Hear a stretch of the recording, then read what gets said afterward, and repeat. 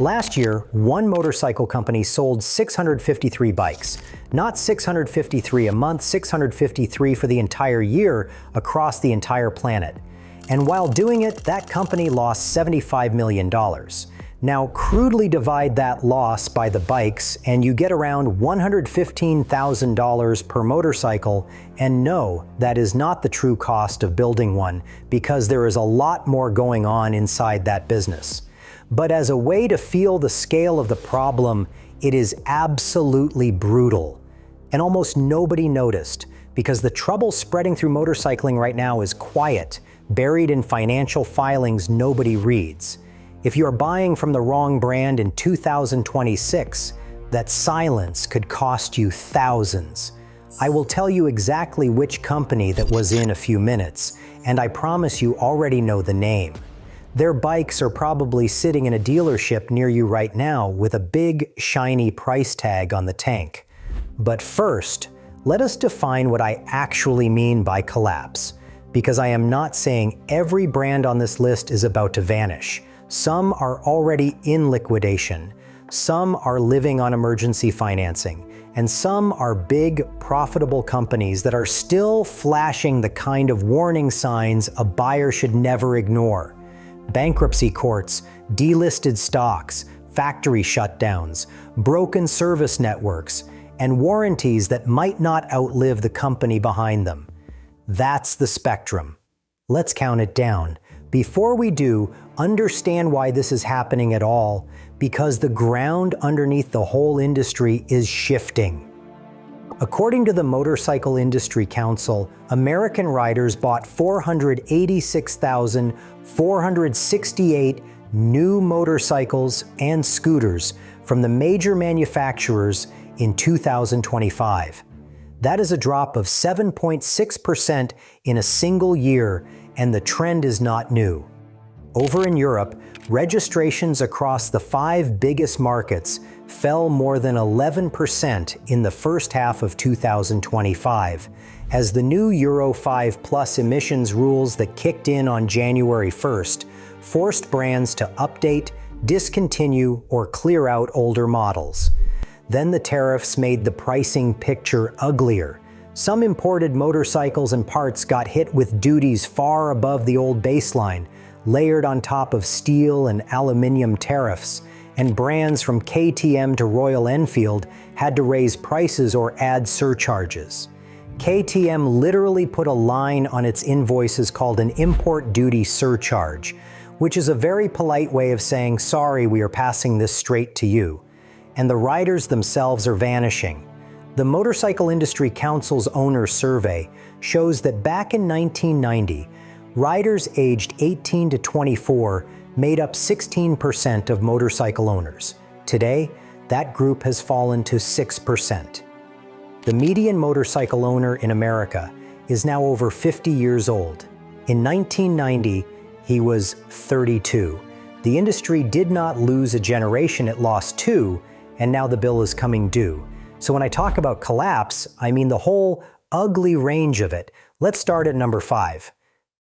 Number 5, Energica. If you've watched Moto E, the electric racing series, you've seen Energica bikes. This was the Italian company from Modena that built genuinely beautiful electric superbikes, the Ego, the Xperia, the Eva Rebelle. Carbon fiber, race pedigree, the whole Italian package. They were the sexy face of electric motorcycling. In October 2024, Energica's board voted to enter bankruptcy judicial liquidation. The company had been about 75% controlled by an American firm called Ideanomics, which was having serious problems of its own, and when the parent went down, the Italian factory went with it. Production stopped. And here is where it gets grim for the people who actually bought these things. With no factory and no normal parts pipeline, Energica owners were left holding expensive electric superbikes and facing exactly the fear every orphan brand buyer dreads. Then came the auction. In 2025, the entire company, the intellectual property, the prototypes, the finished bikes sitting in the warehouse, was put up for sale in an Italian court. Reporting at the time put the bids in the low millions, a shockingly small figure for a brand that had represented the glamorous future of electric superbikes. a group of investors stepped in and revived the company in mid-2025. Good news, right? Well, read what they announced. The new owners said their first order of business was restoring the flow of spare parts to existing owners. Think about what that sentence actually admits. For months, if your Energica broke, you were basically on your own. The brand survived, the owners got hung out to dry, and that is a pattern you are going to see again in this video. Number 4. Damon Motors. Now, Energica at least built motorcycles. Damon is a different story because Damon has been promising the future of motorcycling since 2020, and as far as any public company update shows, it has never delivered a single production bike to a single customer. The pitch was incredible. The Damon Hypersport was going to be a 200 miles per hour electric superbike from Vancouver, with handlebars that physically moved to change your riding position and a radar system that watched your blind spots. The internet went absolutely feral for it. Thousands of people put money down. Reports put the wait list at over 3,000 riders, worth more than $100 million in reservations. In November 2024, Damon went public on the NASDAQ through a reverse merger, listing at close to $5 a share. By April 2025, the stock had collapsed to around a penny, and NASDAQ moved to delist it. To survive, Damon executed a 1-for-125 reverse stock split, collapsing about 2.45 billion shares into roughly 19.6 million. That is the corporate equivalent of pushing your bike into the garage, throwing a sheet over it, and telling your wife you sold it. Then the people started leaving. Founder and CEO Jay Girard departed. Co-founder Dominique Kwong took over, and then Kwong resigned too, along with the chief financial officer and the board. As of late 2025, the company said the Hypersport race prototype was at roughly 70% completion, which after 5 years and a NASDAQ listing is a sentence that should make any deposit holder feel physically unwell. If you have money sitting with Damon, I'm not going to tell you what to do. I'm just going to tell you that no customer has ever taken delivery of one. Number 3. Ola Electric. This is the fastest fall in the entire two-wheeler industry, and if you're in America or Europe, you've probably never heard of it, which is exactly why it matters as a warning. Ola Electric was India's electric two-wheeler king. Their future factory in Tamil Nadu was pitched as the biggest two-wheeler plant on earth. Founder Bhavish Agarwal was on every magazine cover in Asia. In 2024, Ola held roughly a quarter of India's entire electric two-wheeler market and was pushing hard into motorcycles with the Roadster. By January 2026, according to Indian registration data reported by N-Tracker, Ola's market share had hit 5.87%. That is a fall from around 24.8% to under 6% in 12 months. In raw numbers, they registered 5,488 vehicles that month. Quarterly revenue fell 55%. On the stock market, the shares are down more than 84% from their peak, erasing tens of thousands of crores of value, which is billions of dollars evaporating in front of a live audience. In early 2026, the brokerage MK Global put out a sell rating with a target price of 20 rupees, and the note stated that the company's current state cast doubts on its survival. Analysts do not casually use the word survival. But the part that should genuinely scare you as a rider isn't the stock chart. In November 2025, the Transport Department in the Indian state of Goa suspended Ola's trade certificate and cut off its access to the National Vehicle Registration System after officials reported that more than 2,000 scooters were sitting at service centers, unrepaired, not delayed, just sitting there. India's Consumer Protection Authority had already hit the company with a notice citing nearly 10,000 complaints logged to the national helpline. That is what a service network looks like when it stops functioning. The company is still operating, and management insists the slowdown is deliberate while they fix service. Maybe they pull it off. But 2,000 customers watching their scooters gather dust in a car park is not a strategy, it's a warning. If this is the kind of thing you want more of, hit subscribe, because I dig through filings like this every week so you don't have to. Now let's get to the one I opened this video with. Number 2. LiveWire. Remember the 653 motorcycles? That was LiveWire, Harley-Davidson's electric spin-off, and the numbers come straight from the company's own results published in February 2026. 653 electric motorcycles sold worldwide in the entire 2025 calendar year, against a group net loss of $75.1 million. And that loss covers the whole business, not just the cost of those 653 bikes, but the scale is still staggering, especially when you know that the year before they lost almost $94 million. It gets bleaker. In the first quarter of 2025, LiveWire reported just 33 electric motorcycle units for the entire segment, down 72% from the year before. 33. That is not a national motorcycle company number, that's a slow dealer number. To keep the lights on, the company set up a $50 million share program and drew a $75 million loan from a related party, and that related party is Harley-Davidson itself. So the great electric future of American motorcycling is being propped up by its own parent company. But here's the detail that tells you everything. LiveWire owns Stacy YC, which makes electric balance bikes for kids.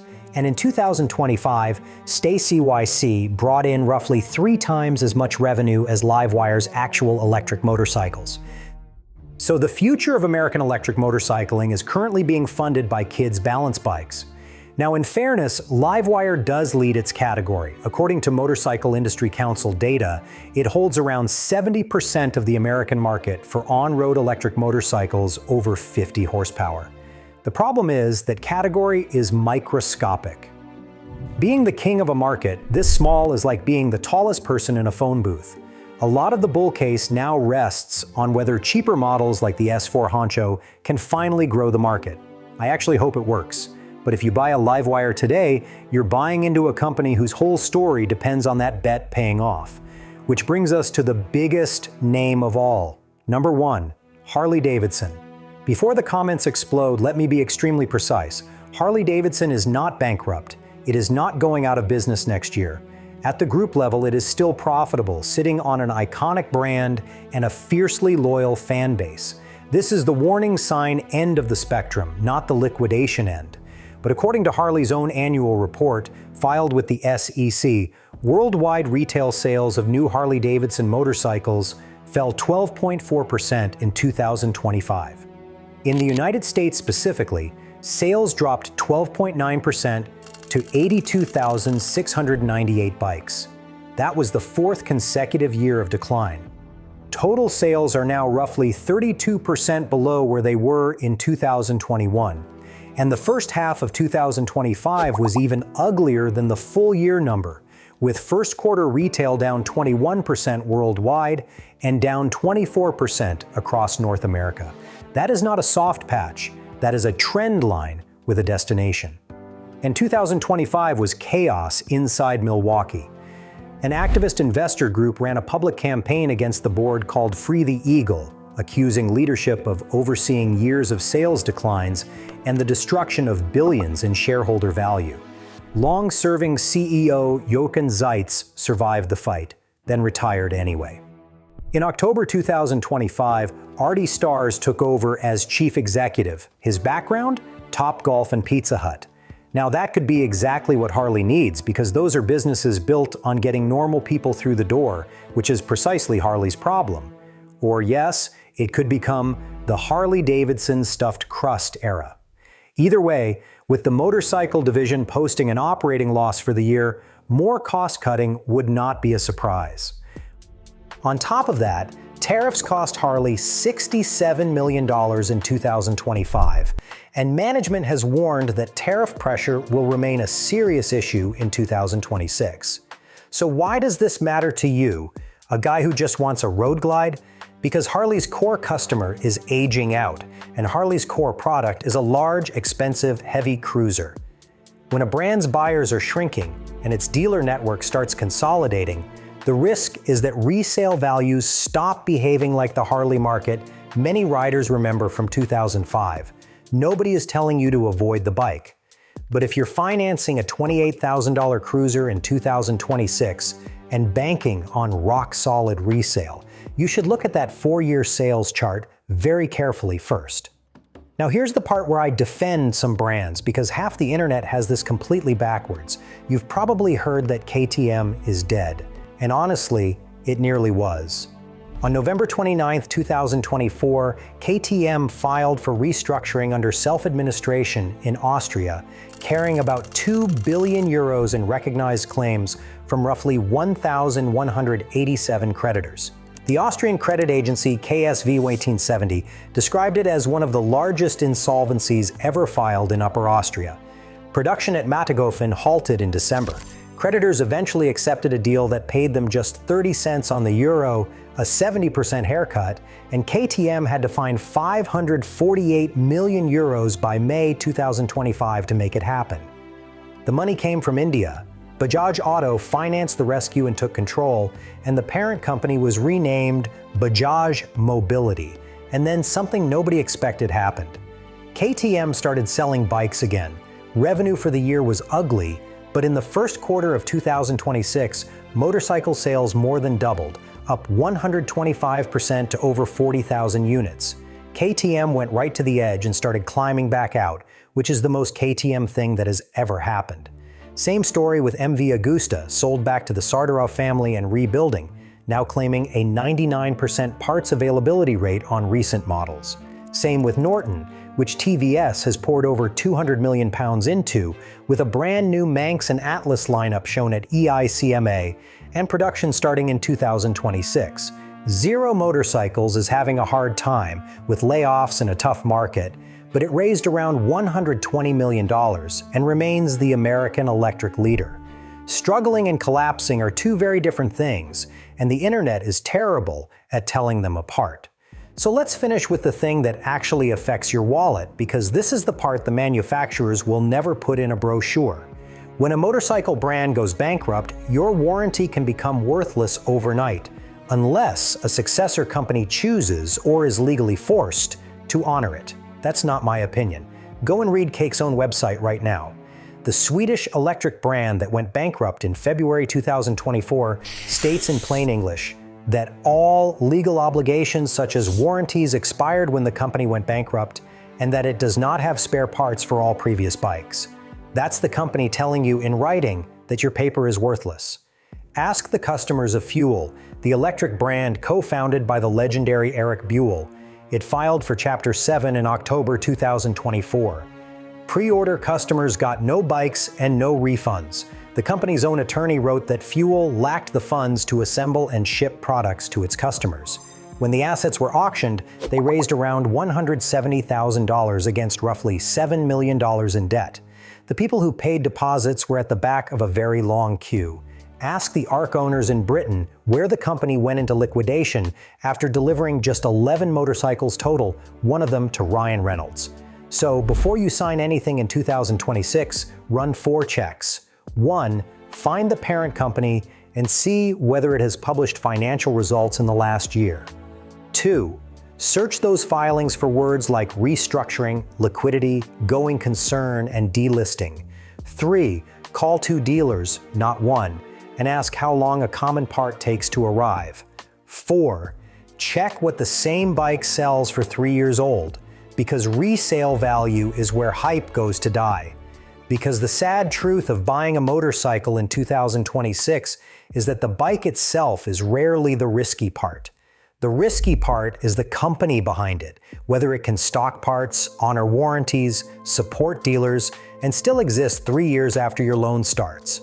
So ride the bike you love. Just read the filings before you sign. If you found this useful, drop a comment with the brand you think is next, because I am already digging into the Chinese manufacturers flooding into Europe right now, and some of those balance sheets are absolutely wild. Subscribe so you do not miss it, and I will see you on the next one. Ride safe and read the filings.